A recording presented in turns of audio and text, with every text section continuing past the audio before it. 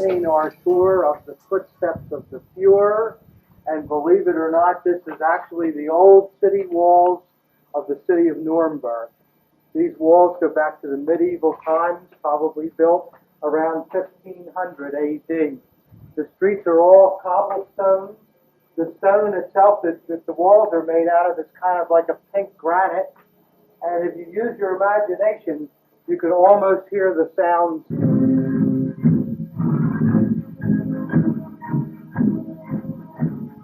through this alleyway, and we're going to come out to the Bahnhof, the railroad station.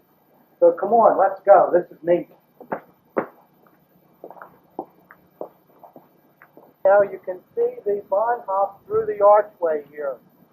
It's right past these trees, and we're going to go up and take a look at that now. Very splendid old building.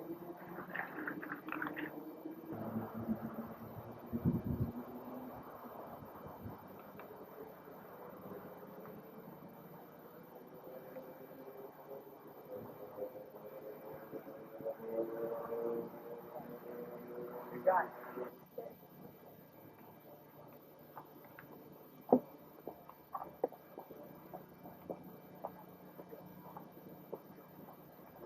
Opening into the Ingolstadt, the old section of town.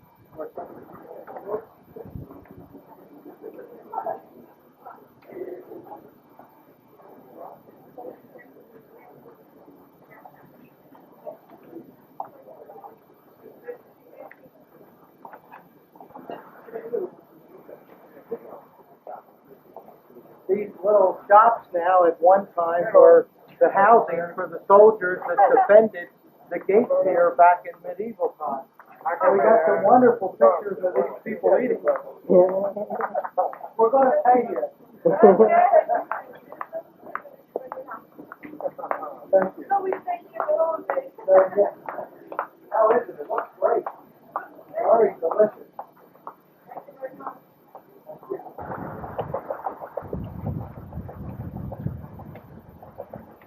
Here's the rest of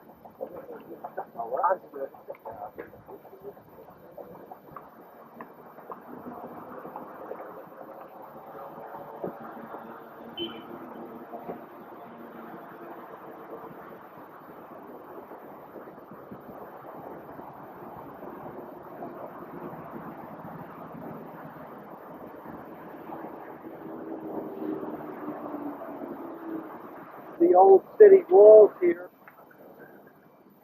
The plaque says Waffenhof, which would be the armory, and on top of it, it said it was destroyed in 1945, was rebuilt in 1953, and originally the walls went up in 1450.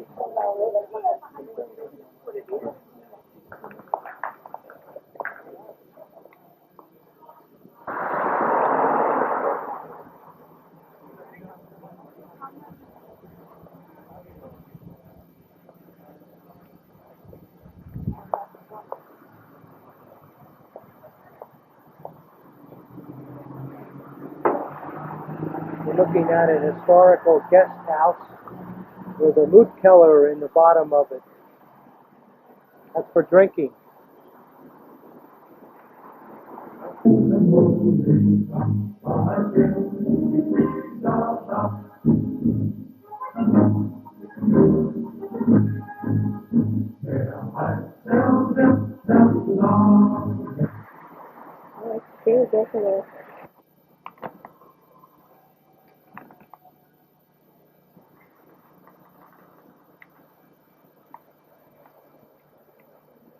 Here we are, this beautiful building with the twin onion tops is actually a police side station now. And I'll bet you it was in the time we're thinking of too. The plaque here was meant as an armory facility in 1588. Nuremberg, and we've come across a museum. If you look at the sign, it's translated as the German National Museum, and they have art and culture historical.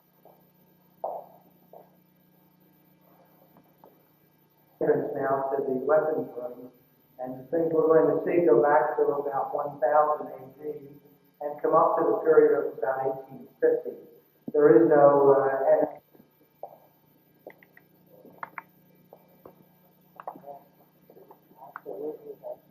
We're looking at a Swiss dagger from the 1600s. As you can see, it's exactly, the crossguards are almost identical to an SA honor dagger. The blade is a center ridge type double-edged blade, identical to what the Germans used. They obviously copied the entire dagger from this design. Very, very interesting. See if I can see the cross on the blade too. Yeah, see, that's right. That's the Swiss armor maker's mark.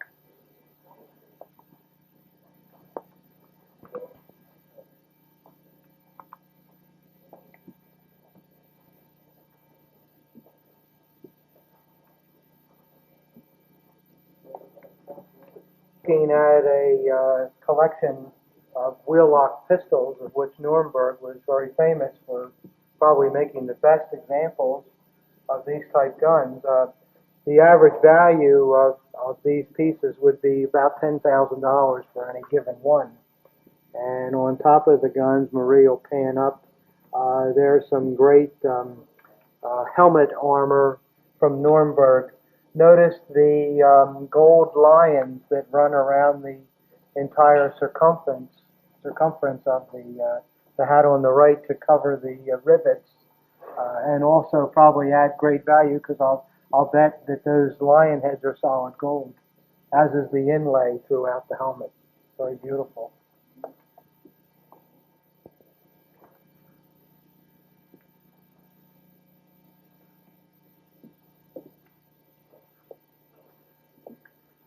Any of this armor with gold inlay, like we're seeing, was certainly worn. Armor and shields that we're looking at, and the spears in the background, all original things from the Nuremberg area, and more than likely could have been stored in that building we saw a little while ago, the Zoic House, that's now the Police Stadium.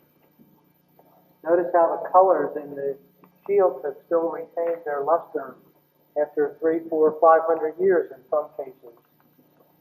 Some of this armor is dated back in the 1600s.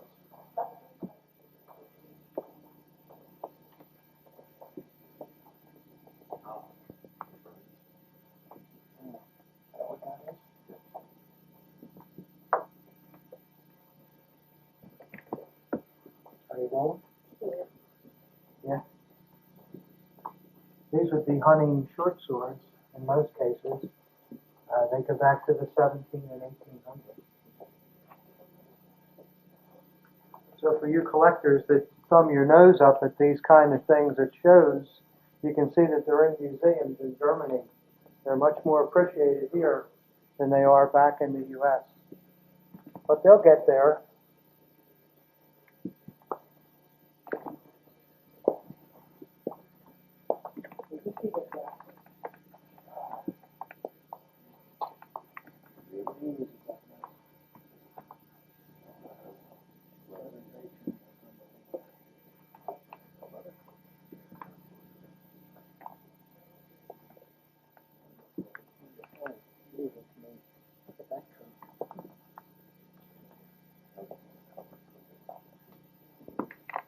What am I looking at, hon?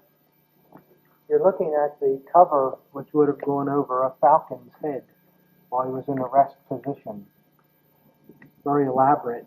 Appears to have like a gold. Collectors were looking at a painting of Germania. So many times we see the reference to Germania on sword blades or on. This is it. We've arrived at the infamous Nuremberg Stadium, and as luck would have it, we're here when they're having actually a show, a display on how life was under the National Socialism. So we're going to go inside and we'll show you lots of things. And I know you're going to enjoy this very much. We're here at the back end of the Nuremberg Stadium. And across the street, you can see the railroad station called Dutzendteich, where the people would come to arrive at the rally, and then they would camp out across the way here where there's a lake. You can see the lake that runs all the way around and beautiful green.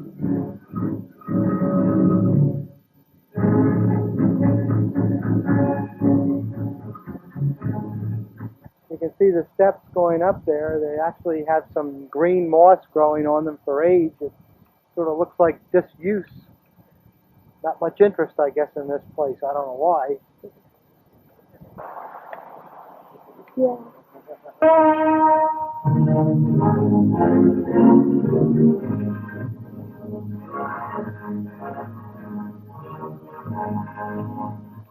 Hi.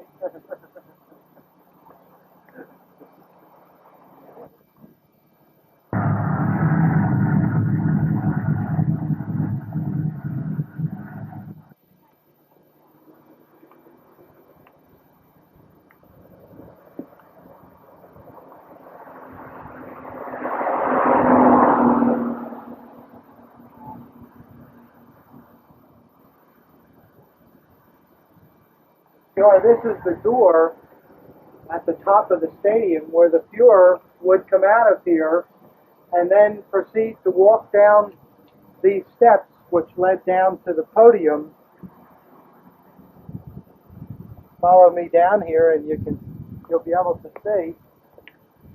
And further down, you can look out across the huge stadium and you can just imagine what it must have been like to be standing out at the podium with 1 million people cheering you, singing the Horst Wessel song, bands playing, SS troops, RAD troops, Hitler Youth, 1 million people. It's no wonder that this tower went to the moon. Unser Führer, Adolf Hitler, dich! Dich! Dich!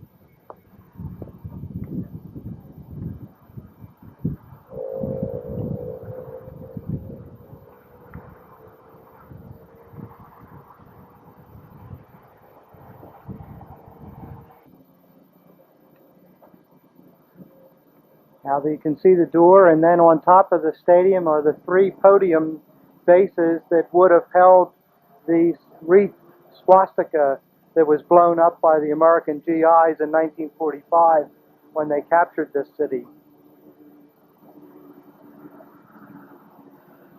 Looking at the rear of the stadium now, and it's very interesting to note that the back wall is used by young people to play tennis.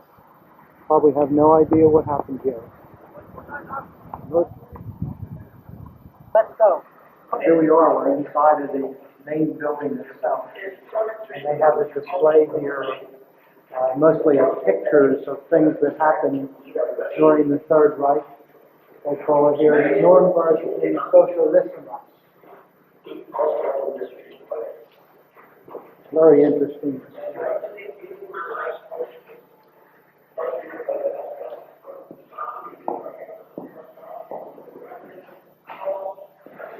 There's many rooms inside of the stadium, and each of them is broken up into different displays showing pictures. I don't see any photographs that I haven't seen many times before. These are strictly the published ones. We're going to move along further now.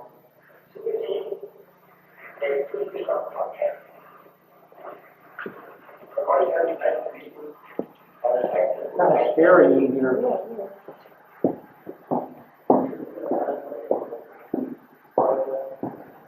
Has posters of the various years of the Nuremberg rallies. This is 1936. This is 1937. By the way, the rallies were in June. I made a mistake a while back and said September. I don't know what's the matter with me. I don't want anybody else.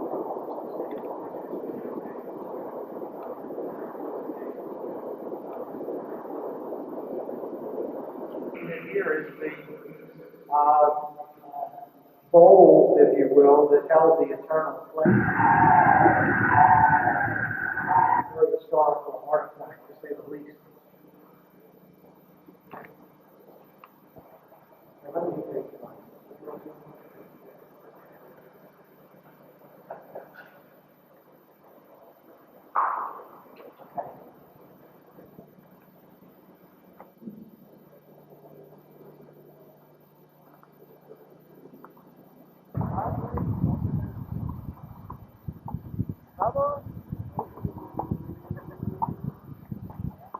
Our collectors were at the famous Deutscherhof Hotel in Nuremberg, and that, of course, was the Fuhrer's favorite hotel, and this is where he stayed anytime he was at Nuremberg, in particular for the rally.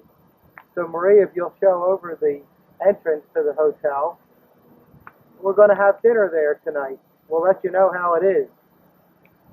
I'm sure it'll be good, though.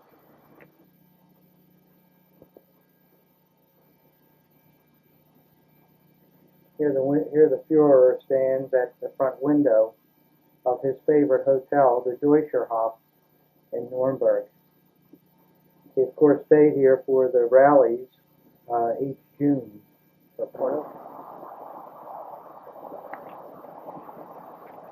comes the car. We're in the town of Reading, and we're going to go into an antique shop in a minute. But you can see how quaint this place is. There's a fountain right in the center of town. There's a lot of what they call Gasthofs here, little guest house.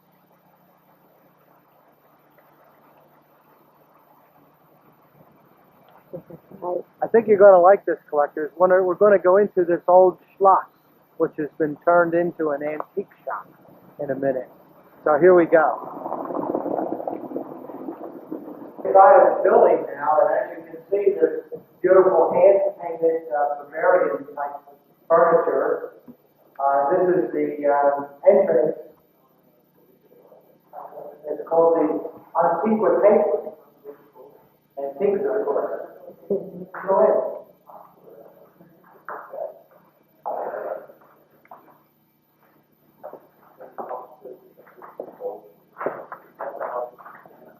We're inside of the shop now. There's many, many things here. Everything from glassware, old stoves, ships, swords, many, many things. Helmets, a lot of art objects.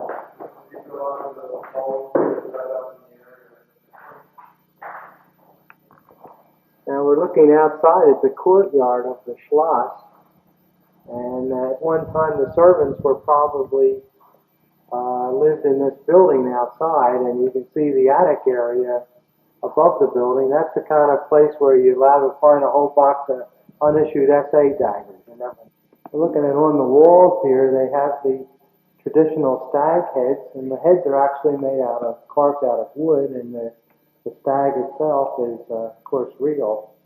This is the kind of thing you could even see in Goering's hunting. Yeah. Look out there. Here you can see the original wall that came through the town. You can see how some of the houses are built right next to it for protection. And since this was the road between from Nuremberg, these houses and this wall probably go back to about 8. We're in the town of Ingolstadt, and we're here at the Schloss, the castle, and they have a museum here where we're going to see, hopefully, things from the Imperial period. You can see the original Schloss peaks up top, and then down first.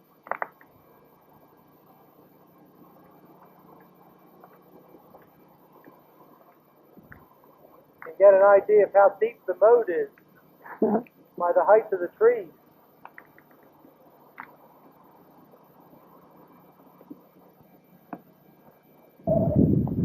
This is a statue of the fountain in the square, and the entrance to the Schloss is right below it.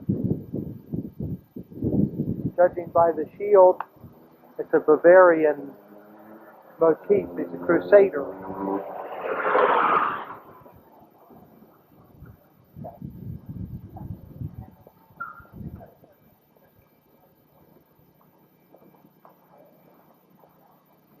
We cast it with lion heads with the mouth of the cannon and coming out of the mouth.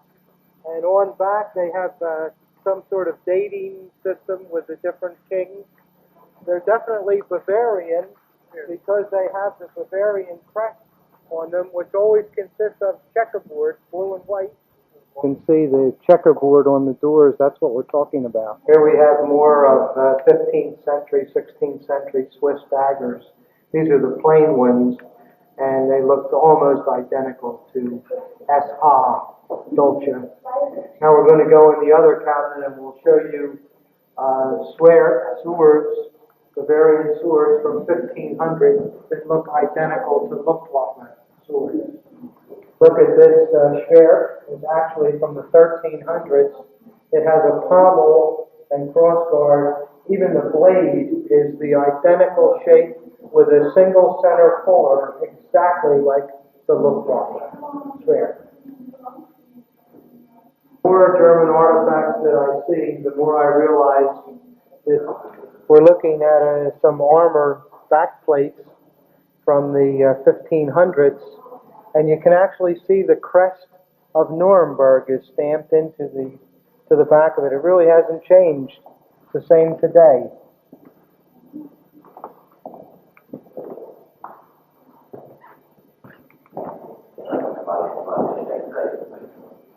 This has wonderful protection here.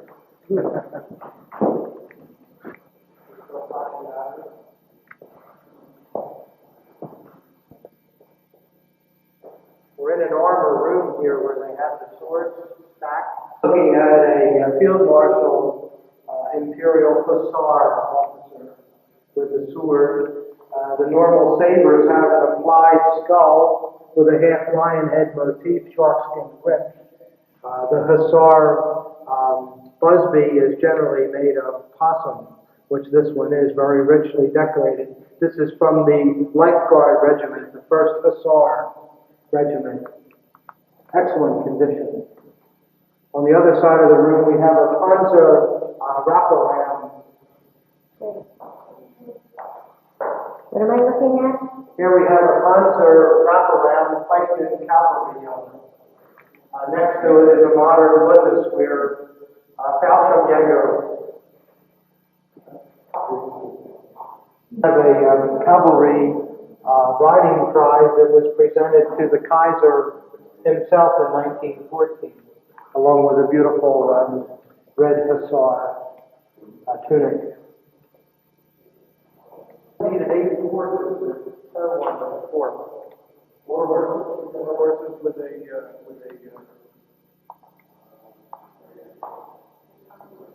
looking at here. These are standards right on up from the 1700s. Here's a nice Prussian one, and an Austrian style one with a double-headed eagle. And they had a big influence in the area also, Bavaria. Are they virtually priceless? There would be no way to start pricing them. wedge up, and you might find one if you were lucky. But things like this have turned up at flea market. Yeah. We're finally into the Imperial section here, and you can see the helmets, they start from the 1860s up through about 1916. A fabulous, fabulous cuirass matched helmet of the Garde du Corps, which would have been the Kaiser's personal guard. This is the officer's type. The officers always had a gilded crown on the bird, as well as a clover leaf design holding the chin strap. Unbelievable stuff here. Here's the King of Bavaria's lifeguard helmet with the lion on top, with the tunic below it, and then a Saxon rider helmet on the right with the lion on top of it. Unbelievably rare things. Beautifully displayed. Colonial scene? Yeah. So this is all colonial things.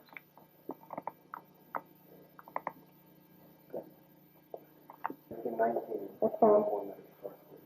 Okay, here we have a uniform display that begins with the 1919 Imperial Uniform.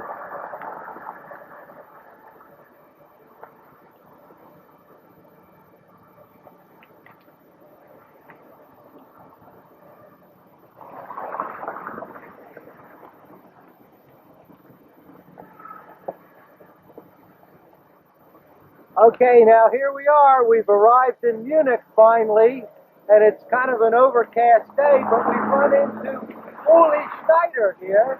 And Uli is a Munich native, knows a lot about the hobby and used to have a shop, and also knows a lot about Munich. And Uli has agreed to help us explain what some of these things are so the collectors will know a little more about Munich and its importance during the Third Reich period, as well as much earlier than that. So Uli, we're here at the Königsplatz, is that right? The Königsplatz, it's built by Ludwig Walk into the video. Yeah, it's built by Ludwig I in the 1840-1850 period, and then later on, under Uncle Adolf's time, it was a famous place for the Munich SS soldiers. The SS took their oath here, is that right? They took their oath here at night with big torch marches. Yeah. And they are sending Hess to held the speeches. And Walk into the video. There were on the place, there were maybe 5, 6, 7,000 SS soldiers, and they took the oath to the Fuhrer. I swear to Adolf Hitler, right here, right? Yeah. And now you see it. We are at bad times. They won in Munich. They won all destroyed. We remember the Third Reich period, and now finally they took out the granite plates. They're taking these granite plates out that the Fuhrer had put in. This used to be all grass. Is that right, Uli? Yeah. Hand down once to these blocks so the collectors can see. These granite plates? Yeah. These blocks have all been sold, right? Sold for 300,000 Deutschmarks Oh. For the whole thing. To a company which maybe is trying to sell them in the States piece by piece. You don't think they'll be used to build something else? They'll be sold to collectors. That's right. Yeah. Okay. Also, one This other building thing. over here. Pan over to here. That is, This is a Greek temple. It is called the Glyptothek, a Greek temple, and that is holding the collection of the King Ludwig I of antique Greek and Roman statues.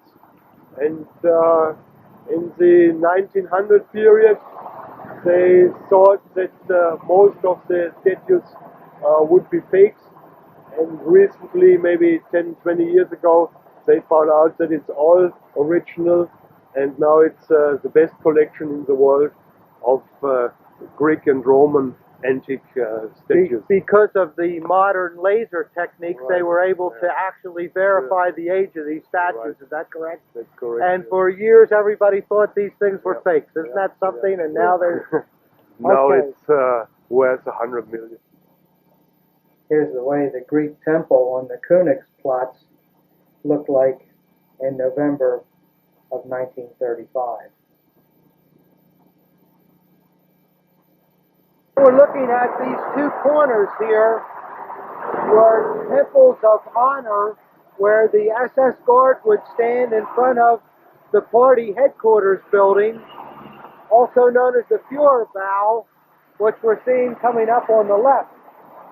Now, these buildings were built by Uncle Adolf during the Third Reich period, and above the entrances you can still see the bases where the eagle and swastikas were put up. Stop a minute. Look above the entrances, you can see the bases where the eagles were, and the holes have been filled in. Can we zoom up on that? And Uli, this was the Führerbau, right? This was called the Führerbau, where all the official meetings from foreign guests, foreign prime minister, foreign councillors were held in Munich. And on the corners where the guard The was, corners were the honorary temples for the death of the 9th of November in 23. from the putsch. Yeah, from the putsch, yeah. So this was very hallowed ground during the We Third are Reich standing period. here on a very famous historical place. People can look, if they have a cigarette album, they can look and see what was.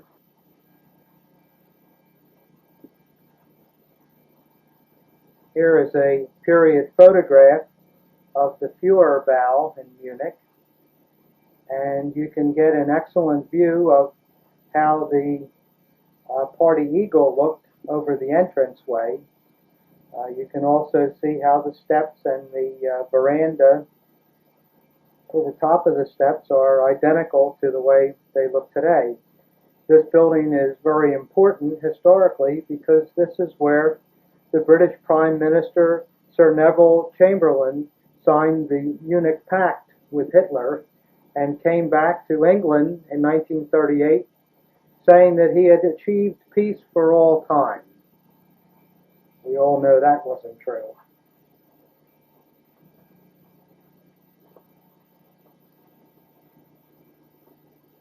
You can get an excellent view of the Führerbau and the temples of honor to the right of it.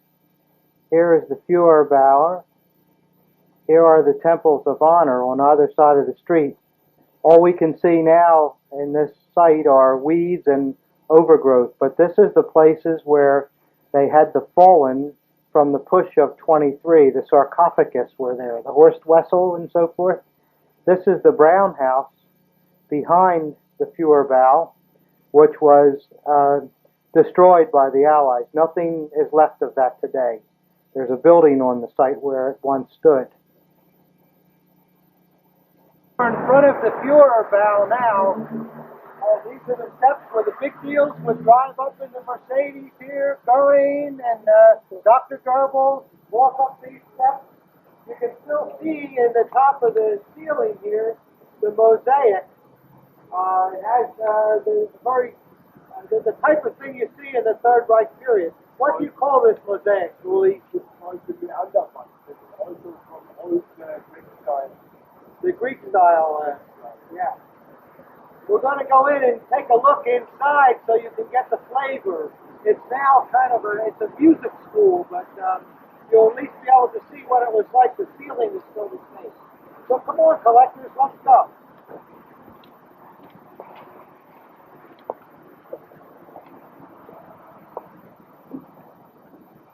You can see collectors how impressive the steps were walking up here. I don't want to talk too loud. So, yeah. The lights are, everything is original. It's skylight.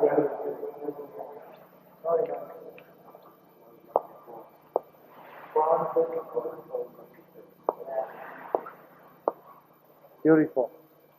This style of architecture would be what Speer designed. It was all designed by Speer. I believe that was built before the Reichskanzlei in Berlin. Yeah. That was the first building, and Führer got very impressed, and so Speer got the order to build the new Reichskanzlei in Berlin.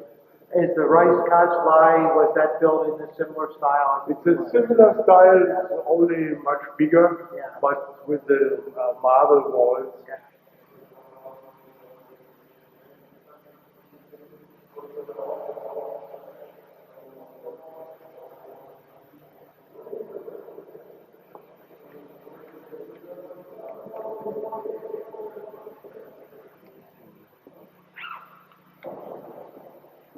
Uli, what would be the proper name for this red marble? This red marble is, as we said before, is coming out of Berchtesgaden, and it's called the Nrnberg marble. It is specific, the purple-red tone with those white lines in it. And Look how it just gracefully, the steps, it flows, it gives a terrific feeling. Can the camera just go down the steps and look at the contrast between the bronze and the white marble and the railing with the red? It's collectors that appreciate architecture, the beautiful Greek design of, these are just radiator covers, they're solid bronze. It's just beautiful, and they're throughout the whole Führer battle. Today, to make something like this would cost a fortune. Absolutely a fortune. That is all designed. At that time, the Reichskanzlei spent a hell of money for the artists to make a new style and design in the kind of the Third Reich. Yeah. As you see, In the style that they liked it. So we're right next door to the Führerbau, and this was the administration building for the NSDAP. And as you can see, all they did was remove the Hakenkreuz, the swastika, from the center of the eagle. The eagle itself is, of course, in the NSDAP style. It looks almost like what we would call an army closed wing eagle. Right, Walter and Uli, that there's a Bavarian crest there. What did they chisel out the swastika? Yeah, they replaced it and put the Bavarian crest in. Also, these fountains in here are made from the stone, the marble that's found up in Berchtesgaden. Collectors, we're looking at a simple bench here, what seems kind of trite. But Uli, in Germany there are no benches, right? in the official buildings, like city halls or administration buildings, you never find a bench. You have to be there, wait 2-3 hours, and must Stand around. Stand around. So why were the Nazis so kind here? There you see the outstanding quality of the architects, the preview, pre-looking, that it's still today, you can say, only ones had the idea to make banks in the official buildings where the architects from the center. One of the famous Hofbrau house. As you can see, it's certainly a famous landmark in Munich. I've seen many pictures of it before, but the first time we've seen it for real. Notice the old architecture surrounding the area. Many of these buildings were built in the 15 and 1600s. Very historic.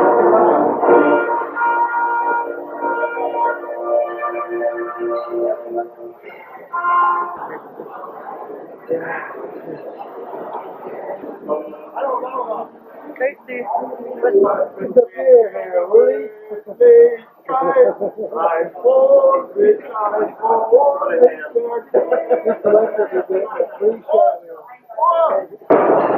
We're going to watch this old man now. He's going to put his glove back in. He's unlocking his slot.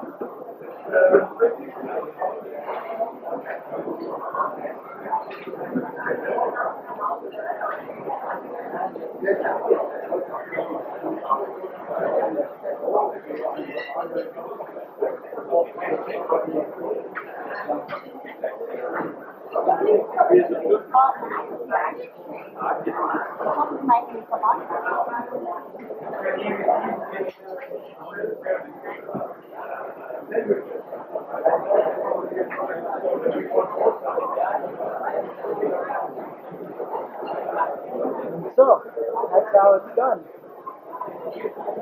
Look at our galvanizing one. Aus der Pfanne. Ja, wir mit Bier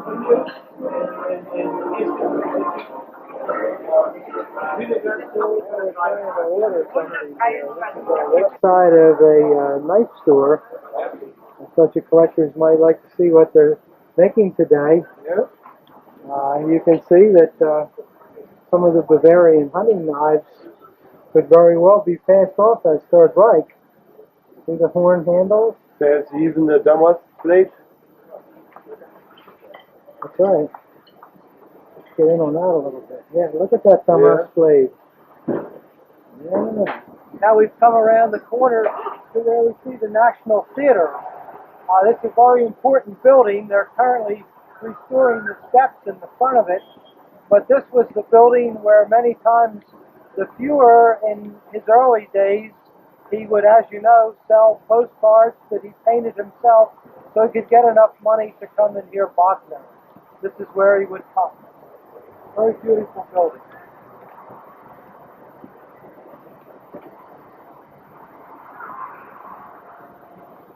We're in front of the Feldernhalle. Right, stop it a minute. Some people get by here, don't want to be interrupted, you know. So you can see, if you'll remember correctly, the lions out front of the Feldernhalle. Please.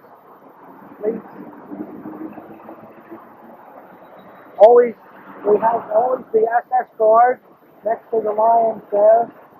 Originally, there were other things here. A very large eagle was mounted on the left-hand side, but we'll go over and look at that close.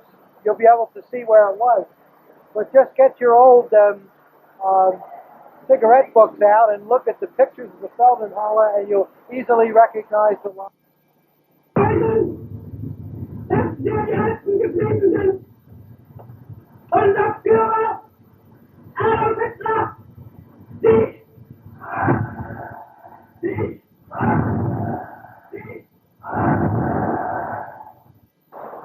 We're looking at the base on top of the Feldernhalle steps there. You can see that is where the large Eagle and Hakenkreuz was originally mounted.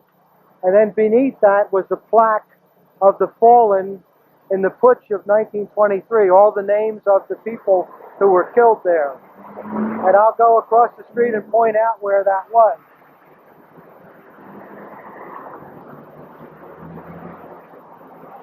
Stop a minute.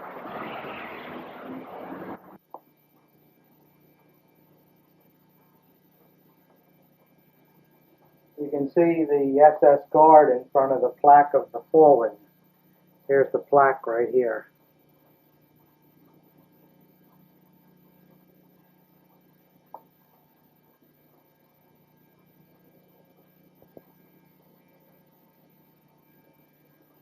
And here's the eagle that was mounted on the base that's still there on the side of the Feldernhalle.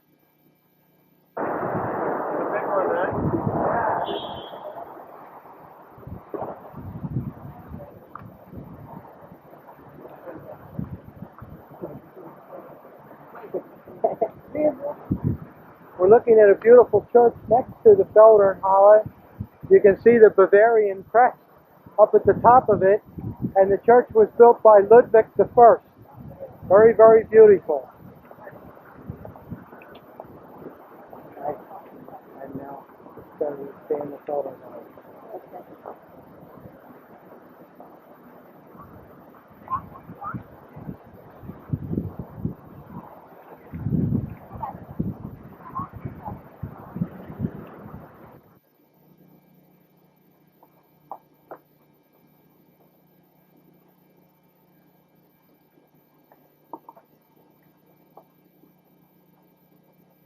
Here we can see the Feldernhalle on November 9th, 1935. On your right you can see the old church.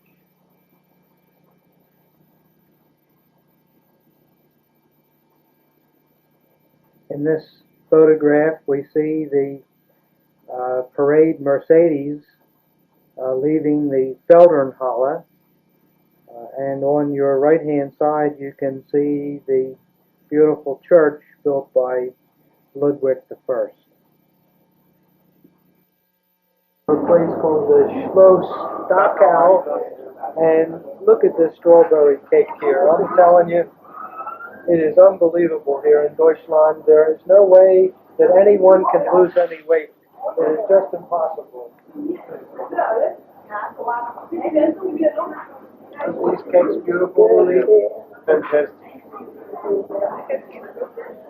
Here we are. We're looking at the beautiful fountain and gardens to the entrance of the Nymphenburg castle, which was where all the Bavarian kings lived while they were in Munich. Really beautiful. We have to go here. Take a quick look. We're looking at the ceiling and the entrance into the main hall. Unfortunately, they're closing now, so we don't have much time, but you'll be able to get the effect. Unbelievable. That's all you can say. Unbelievable.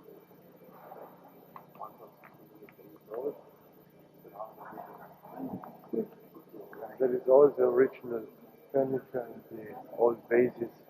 Look at that Right stuff. there. Wow. Can you get through that doorway a little bit? Yeah, sure. You could go.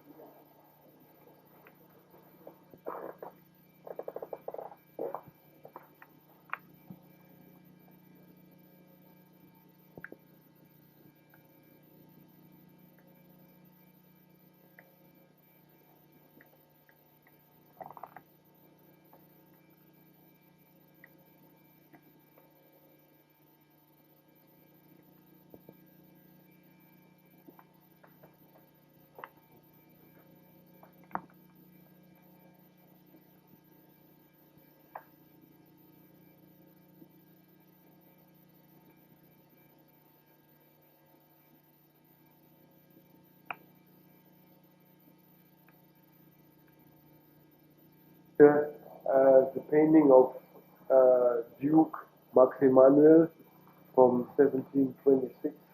He was a famous Bavarian kurfürst, and he started building up this castle. And you see the Bavarian contributed Bavarian crest, and in front it's nice table clock. Rather nice. Yeah. It's a work of Wheelock. This is gold inlaid.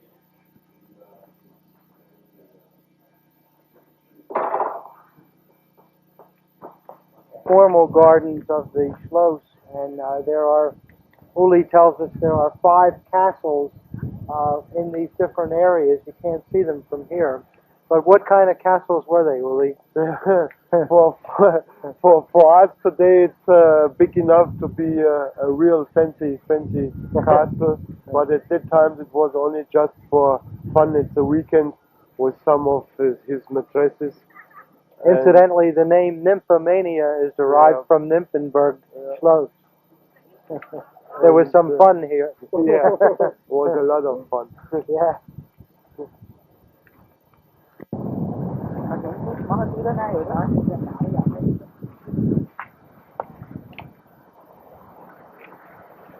You can see what a huge area that the Nymphenburg Schloss occupies. All the people that were needed to keep this place going lived in all of these houses that surround the castle, which is the building in the middle of it.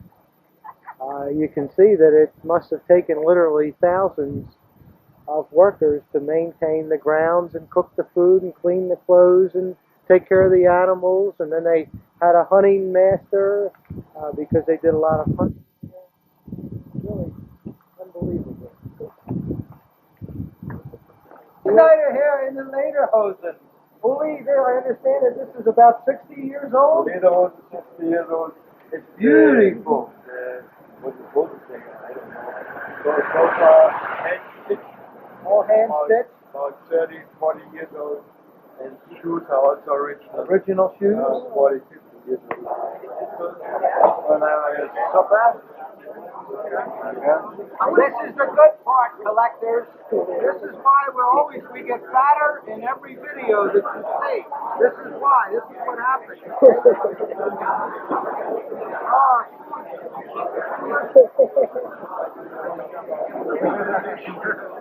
What am I eating, Uli? Why not? Yeah. So listen. Want something? Potato something. Huh? We'll have it from there, music.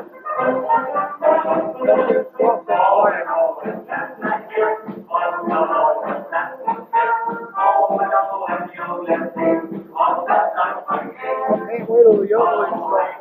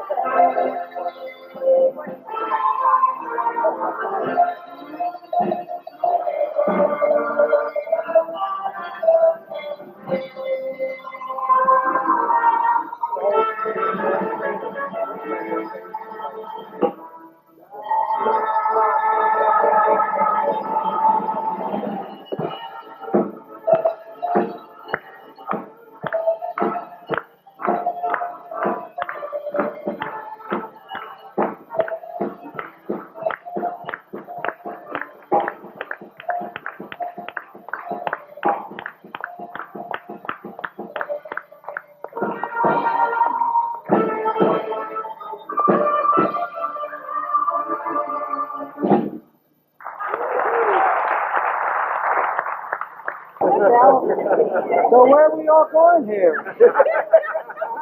What?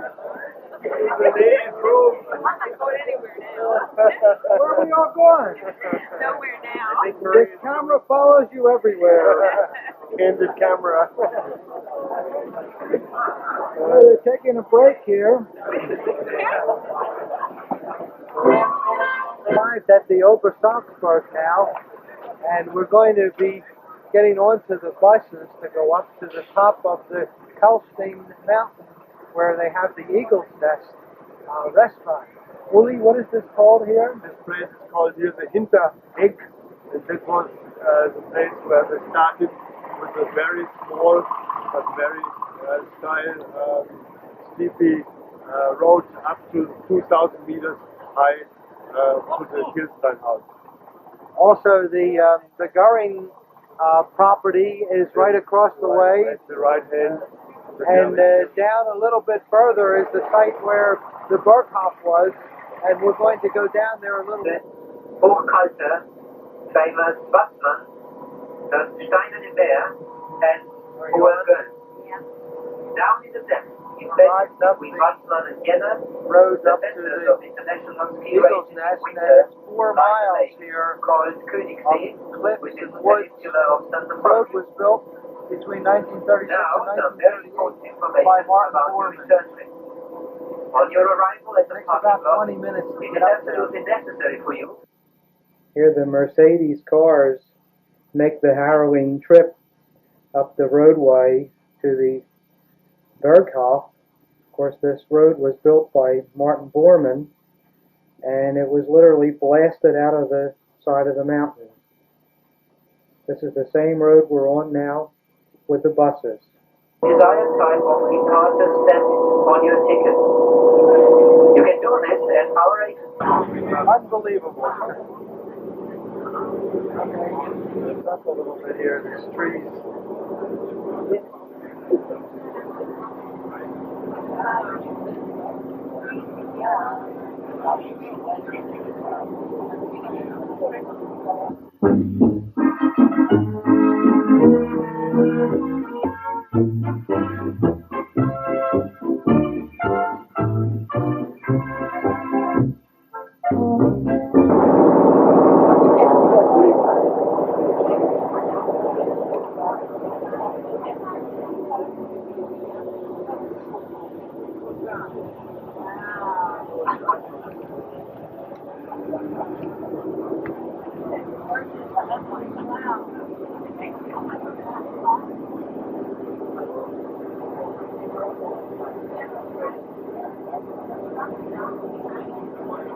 Arrived up at the elevator location.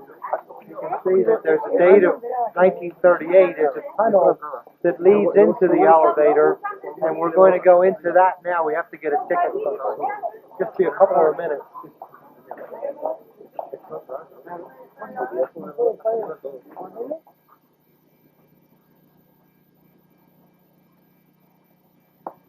This drawing will give you a pretty good idea how the tunnel structure goes into the elevator and then up through the mountain. This area right here is where the buses arrive. This is the entrance to the tunnel, which runs 124 meters to the elevator, which is located here. And then the shaft was blown right out through this whole mountain, 300 feet up to the Eagle's Nest on top of the Kelstein. Phenomenal. I don't know how they did it back then. And it's every bit as nice today in the elevator as it was during Hitler's time.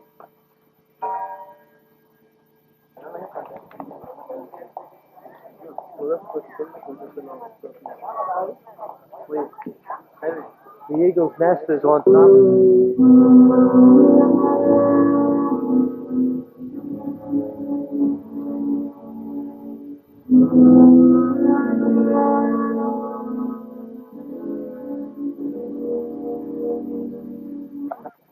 We're looking, we can actually see the pool from the Goering house is still there. Beautiful view. That left the old building, the old roof there. That is turned down. That is not restored. That is the Partyzentrale, Parteikanzlei. It's a small roof looking out there. That's the roof from the Bahnhof. And that's down there is the Parteikanzlei, and more down was the Birkhoff. But there are the trees. Yeah. That is a big white field there from the Gutshof now, the left hand. Yeah. That is a good place today. I see some hikers coming up. Yeah, that's The hiking trail. That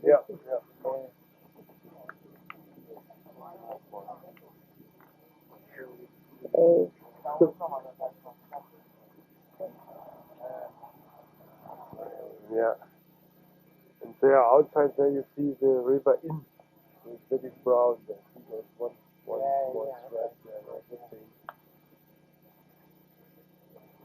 So it must be Salzburg there. Because there on the little hill there is the castle of Salzburg. nice flowers. Yeah. Flowers. Wow.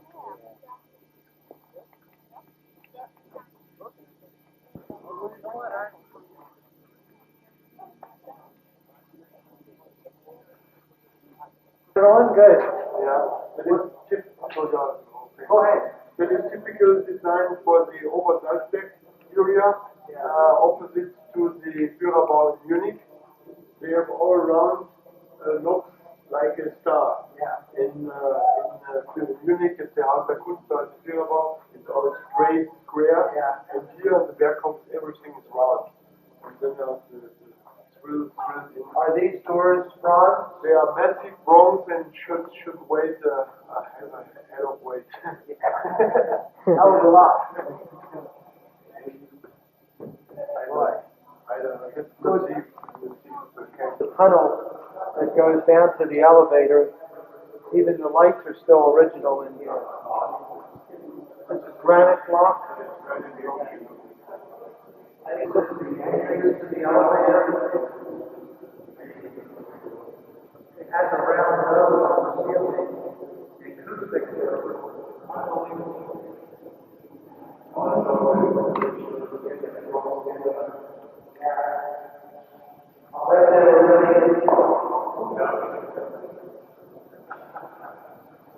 Now we're inside the elevator. The panels are all polished brass. Beautiful.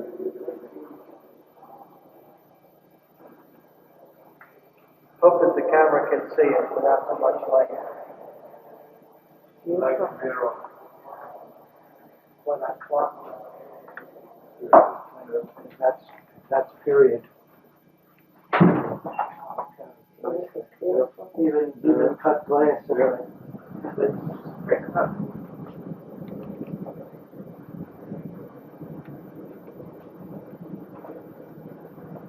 Is this clock period? Original, yeah.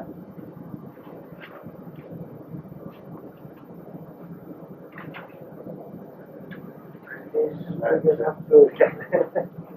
You could have run it 50 years ago. Yeah. The tea house in front of the original fireplace. You can see where much of it has been chipped away.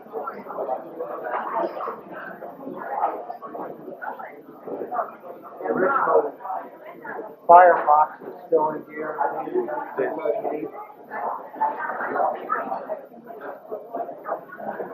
If you shine on the walls, you can see the blocks in the walls, which are very easy to spot from period photographs of Ava and Uncle Adolf in here.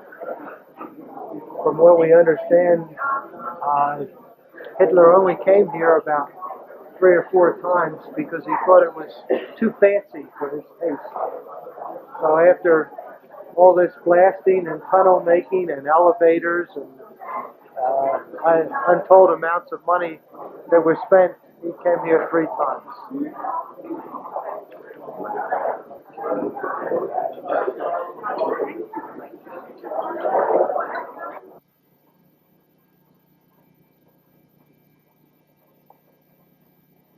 Here we see Ava Braun and her sister Gretel sitting next to the Kalkstein house fireplace.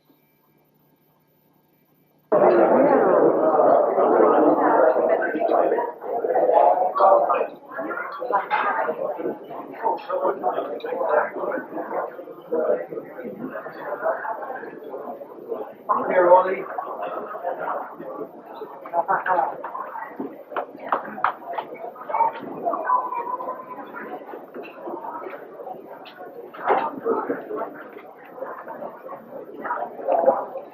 We see here another original shrink from the time. It's made of massive oak, and the oak is a special calc oak that has some resin which are left. And the design is made by Mrs. Todd. Who was Dr. Todd's Frau? Dr. Todd's Frau. And you see typical for the styling all the round knobs in the middle from the tube. Yeah. Outside of the eagle's nest, looking up at the path where there's a cross on top of the map. We're looking at the fireplace from the Back in the room, the eagle's nest.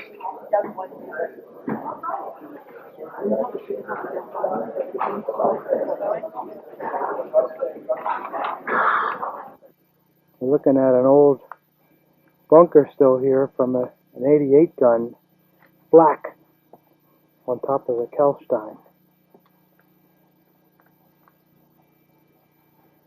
This leads down to the eagle's nest. There you can see it real well. Yeah. Beautiful. Have you ever seen a view like this? Here we see Ava and Gretel outside of the tea house, enjoying the view of the mountainside. That's Ava's Scottish dog on the railing. She had two of them. Look at the tops of the mountain.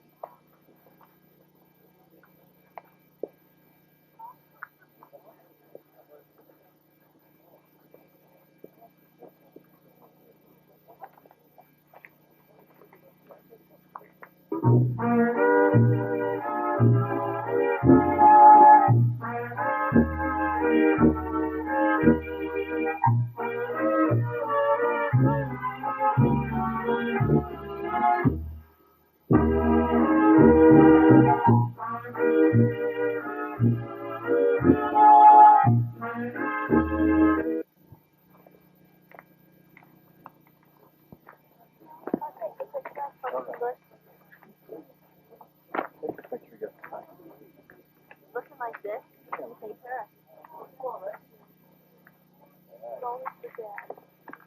No focus, just what you cut. You want that down in your back?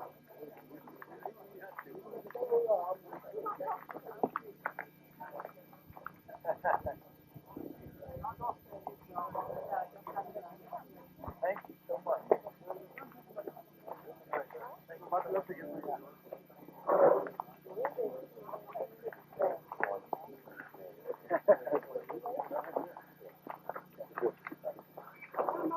We are here at the peak of the Steinhouse.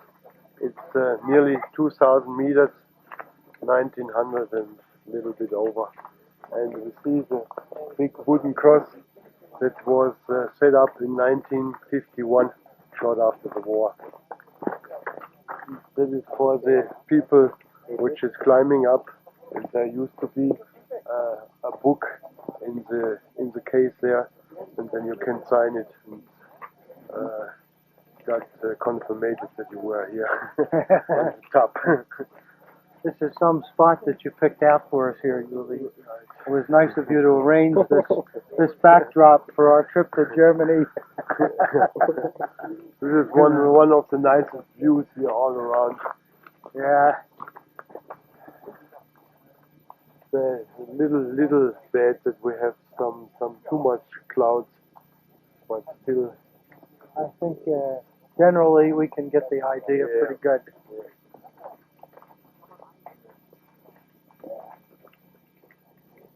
Down from the Eagle's Nest on the bus, and we're going to go up to the spot where Hermann Goering's chalet was. We're standing now on some rocks that made the road, the original road, up to the chalet. There's an old tree here that we understand there used to be like a picnic table here where Hermann and Emmy could come out and have their famous breakfast every morning. So we'll go up further to see what else we can see here. Down here was the Goering Chalet. You can see what's left of the swimming pool, and where the house sat over further to the left and then looked out over the mountains to the left. It looks like the Army put a ski lift right in the middle of Hermann's chalet now. Not so good for us collectively. Here we can see how the Goering house stood right on this plot of land that we're looking at. See the mountain behind it?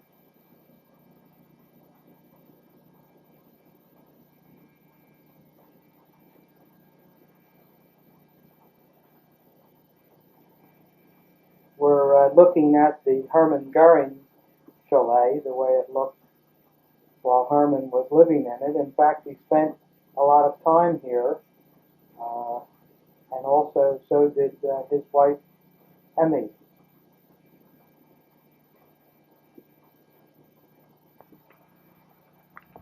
That beautiful site here we're looking at. Now, after we were at Goering's famous breakfast place, we are going now to the Bahnhof.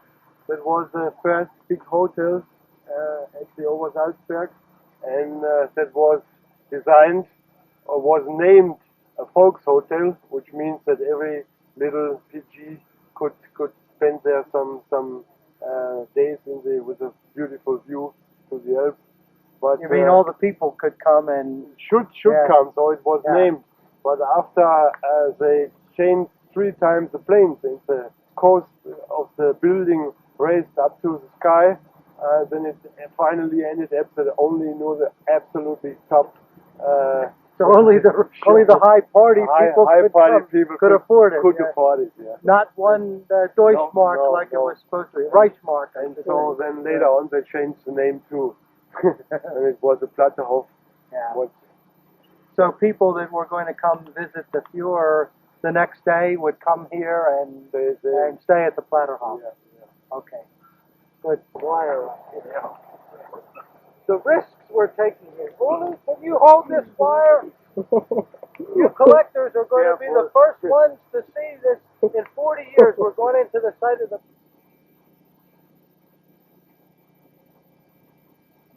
Another excellent view of the Birkhoff, looking at it from the side. The picture window that slid down into the frame of the house would be in the front. It's not visible from this angle. But you can see the beautiful mountains. This place where the Birkhoff was, and you see here on the floor some bricks, and especially only the bricks from the Dankeschön. The camera. The bricks from the Birkhoff have a hole in the middle. Only the bricks from the Only the Birkhoff. big bricks from the Birkhoff. So that should See be the hole here with the camera? Yeah. So that this place should have been the main entrance. Yeah. Oh, I see. Okay. And in the back you see the walls that protected against the mountains. Yeah. And this back here where all the trees are now, that was the main road where the big Mercedes came up when they visited the Führer. Where would the house have sat? On top of... No, Right, the house would sit right here. We're standing... We are standing now actually where the house... in the first floor. Yeah. We're standing in We're the first standing floor. underneath where the picture window would have Yeah. been. Yeah. The picture window was here Yeah. just in front on Yeah. the left side. Yeah. And this would have all been cleared, and you see Right. down the mountain. Yeah. So they've done everything they can to conceal whatever was here, short of burying it. You know? There's not much We left. now go further to the former garage. Okay. There we see a nice window. The only thing what's left. If you look at your pictures of the Birkhoff, you'll see that the windows in the front were round shaped. This casement here, made of bricks and cement, is part of those windows. It would be great to get it out of here, but Uli says no matter what I pay him, he will not carry it back. Bad sport. Neat though, right? Yeah. This is what's left of the underground garage, and you can see the bricks again here in the foundation. See the holes in them? Only the Birkhoff bricks look like that. Geez, I say that, and now everybody will be drilling holes in bricks and selling them at shows. I shouldn't tell anybody. That'll be the next thing you see. Okay. Looking at the front of the garage area, and if you look, the collectors look at your pictures of the Birkhoff, you'll see these 3 windows on the right side of the Birkhoff. Right, Uli? Yeah. Yeah. Just over its left hand there was a big window looking to the Ingolstadt. I think the camera can look out and you can see that if these trees weren't here, the view is magnificent. See out front from the Birkhoff? Can you see through there? No? Maybe if I walk around here. Yeah. Get see down there, and Yeah. so you can get the idea of what the Fuhrer looked out over without the trees. Mm-hmm.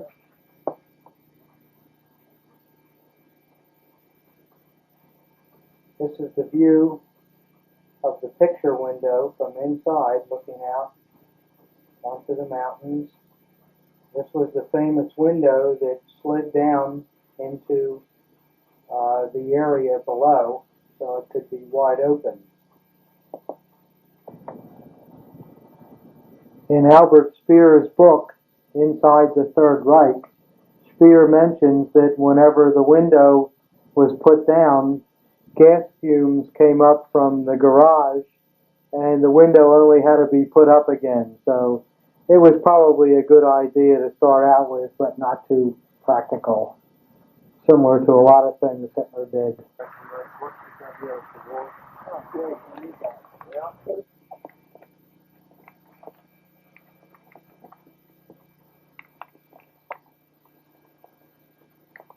Uli was saying that a lot of this concrete was chipped away by the American soldiers looking for treasure.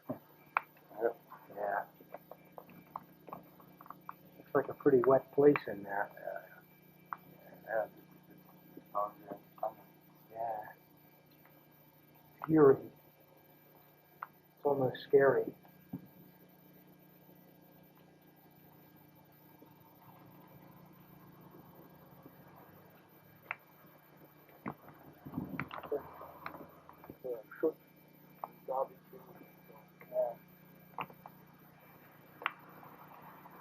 There's another big, what was that? That was a main beam that fell out of something. Kind of like part of a rock beam. Now we're looking at a period photograph of the Birkhoff taken shortly after it was totally completed in about 1936. You'll note that in the garage area, which I'm going to point to, which is a stone area, there are 3 windows. And when we look at the footage of Uli and I at the Birkhoff site, you'll see that this entire area is still intact. And over top of it was the section where the veranda or the patio overlooked the mountains. You can also see by this photograph the round windows in the top of the Birkhoff, and these, of course, are where that piece of arched brick was out of that we see laying on the ground at the site. So there's still quite a bit of the Birkhoff left if you want to bother to look and compare it with period photographs. There's another big, what was that? That was a main beam that fell out of something. Kind of like part of a rock beam that probably fell out of something. Yeah, there was at that corner there, more behind there was a big stairway down. Oh, okay, yeah. Yeah. You know? I are now above the 3 windows that we just saw, and this is the patio or veranda area. It would have had a wall that went around it, and there's many, many pictures that show Goebbels and Goering and Speer all sitting on checkered type patio furniture. You can't see the mountains here because of the trees, but the view would be the same.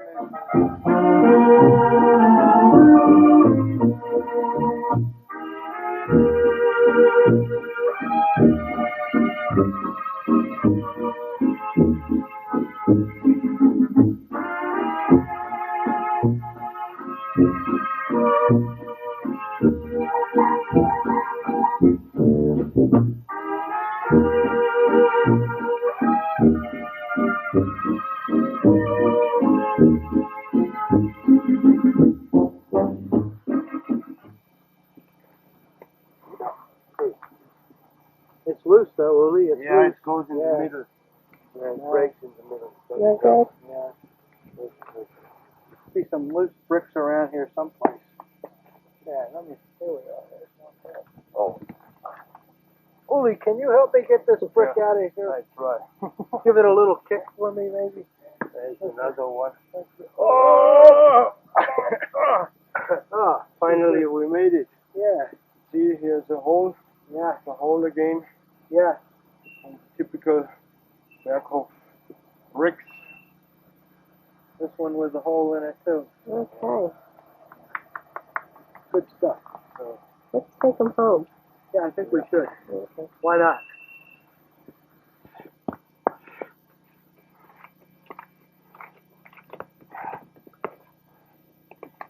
They're coming out?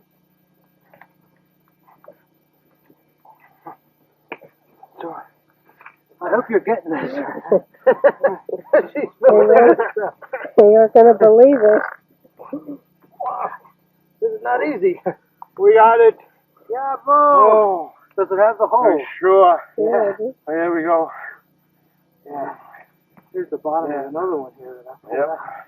There are 2 holes on the back. Yeah.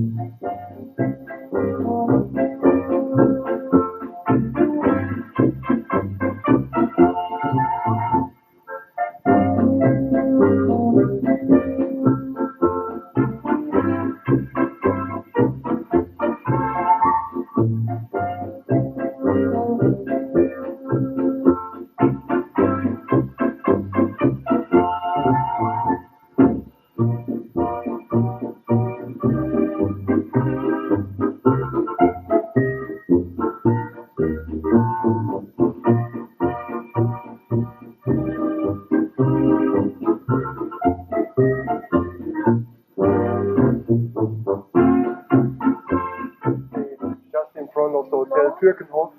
That was the building before the Birkhoff, and there was located the SD guard in the inner circle. Of course, the Birkhoff had some special security rules, and the SD guards were located here.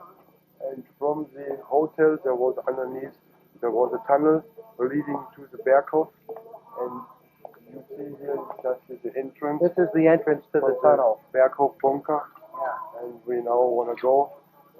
Tom has already some Niagara Falls outfit. Uli says there's a lot of Wasser in there, and he didn't want my white coat to get dirty. Okay. So we go. Okay. The tunnel now. And Uli, you could read to us what's on the wall here.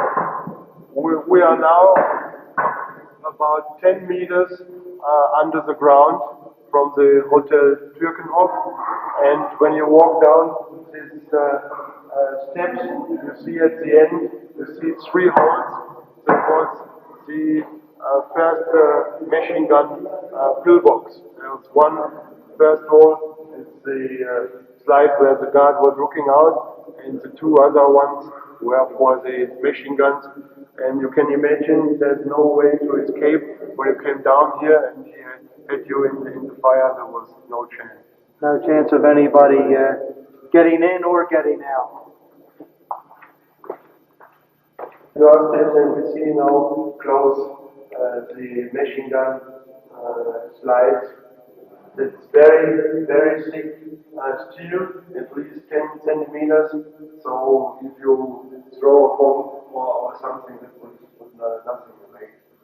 And this above here is a very small slide that the guard where the guard watched the the doorsteps, and they were afraid of gas tips too, so they had also there the big steel doors to close very safe. Yeah. This wall must be, just looking at it, I would say the wall is at least 2 feet thick right here, at least. All solid concrete. And remember, we're over 35 feet down in the ground. Underneath. Now much more. Yeah, so we're 30 feet, we're about 60 feet, maybe, would you say? 60 feet under the ground. Really wild. This is another set of holes a little bit further down, just in case an intruder made it past the first stop. Pretty hard to imagine.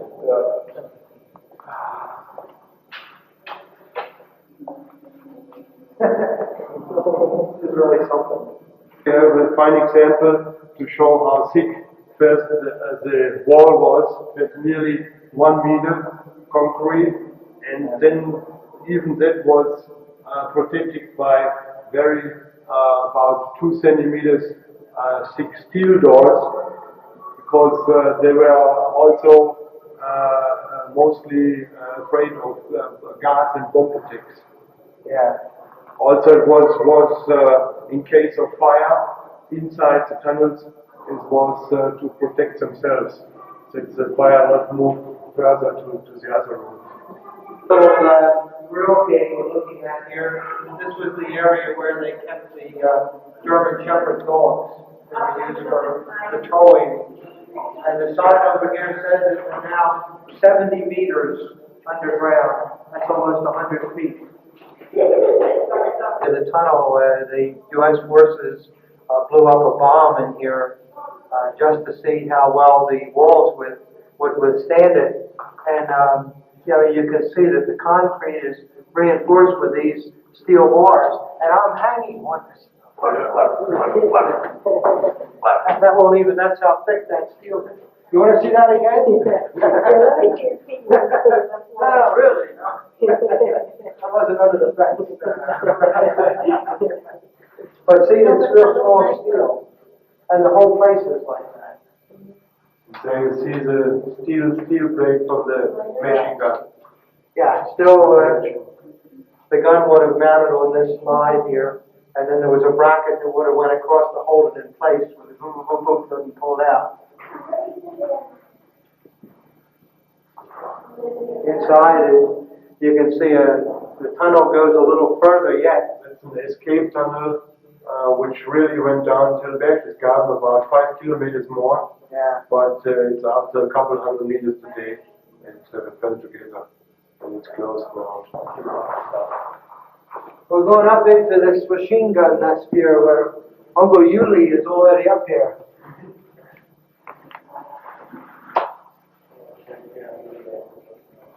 I'm not going to fall. Everybody's hoping right now.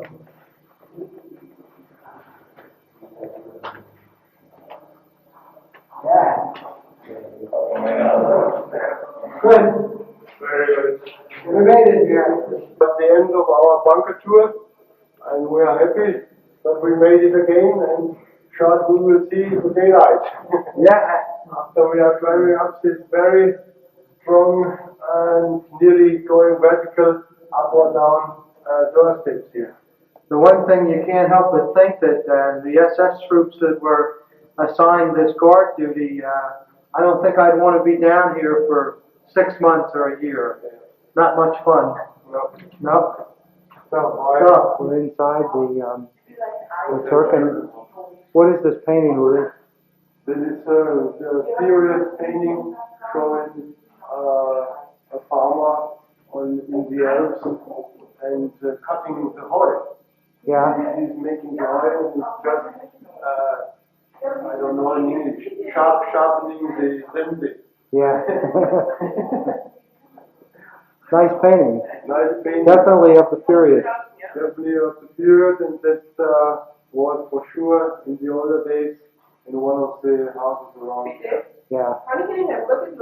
What is we looking at here? Now we are just in front of the old Bahnhof, it got bombed too by the Allies, but it got restored in the original style and it's used today as a General Walker Hotel for the army officers.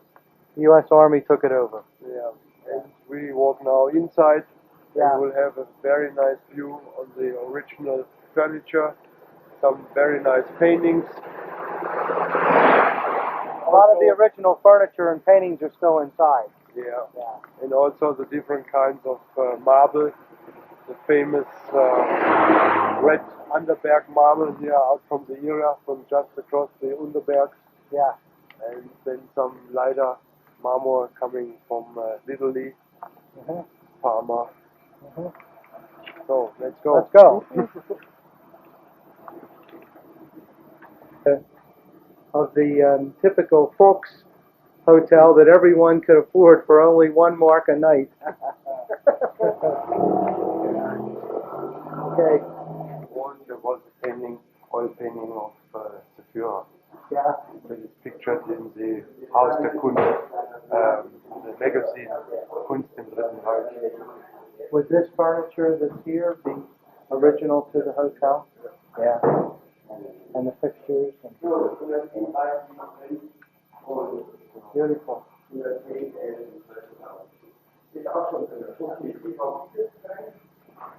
Uli, what is this? There we see the rest from the building of the Parteizentrale. It was the office from Bormann, where he made all the directions for the party. From this point out, the whole party was ordered in the whole Reich. Right from that building? From that building, yeah. Wow. It was a very important place. It was maybe where the real power was. Yeah. At the time. Yeah. Assuming that Bormann never said anything that Hitler wouldn't like to hear, he was the real power because he screened it first. Yeah. Yeah. And that's the only one from the buildings which not got hit by a bomb. Yeah. And it's just burned out after the war. Yeah. And the souvenir hunters took all the tiles from the walls, all the frames from the windows. Back to Jersey City, huh? Yeah. Good.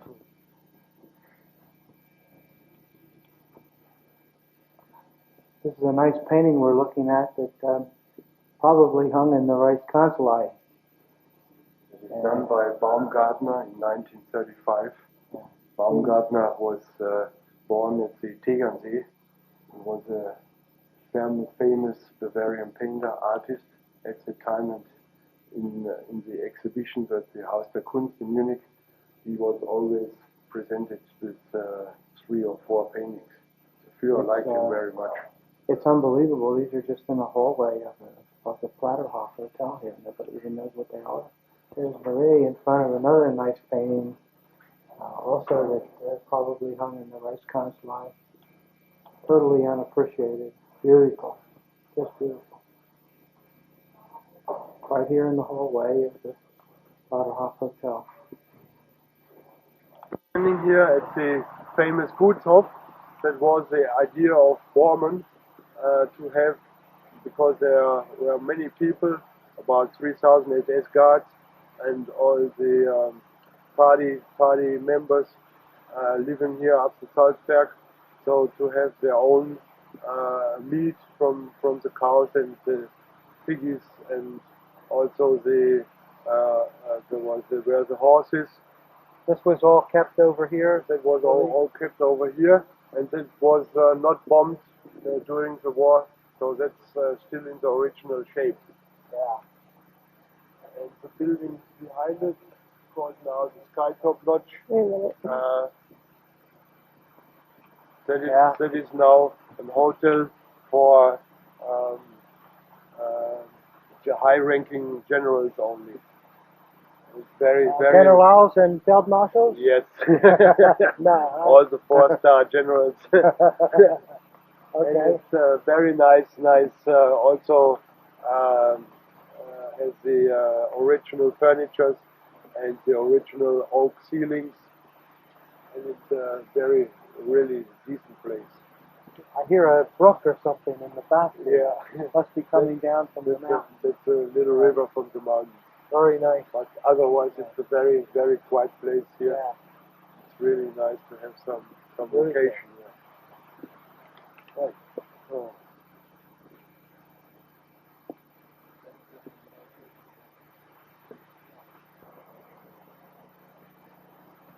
Can you zoom up to that? Yeah. That's the peak behind. That's the Hohe Göll. Yeah. That's where we saw the walls. Yeah.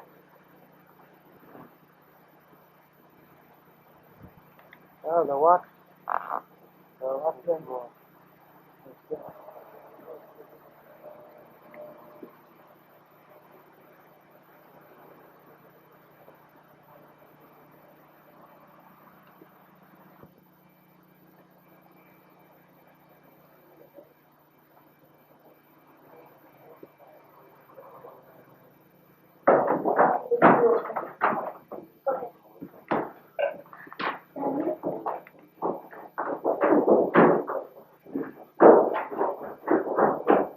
We're looking at painted Bavarian cabinets here with wood inlay.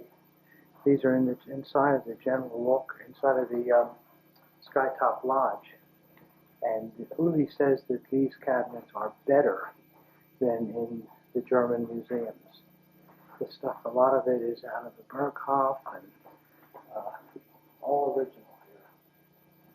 There's a beautiful bronze in the Berchtesgaden Hotel.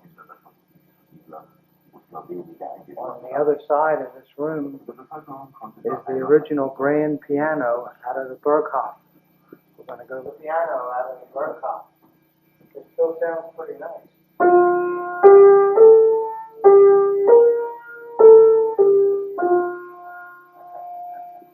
Not so bad.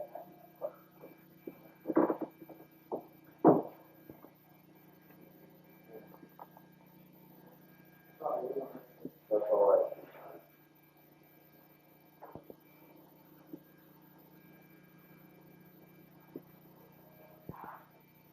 There, in the corner, we have a nice sofa in the original red velvet.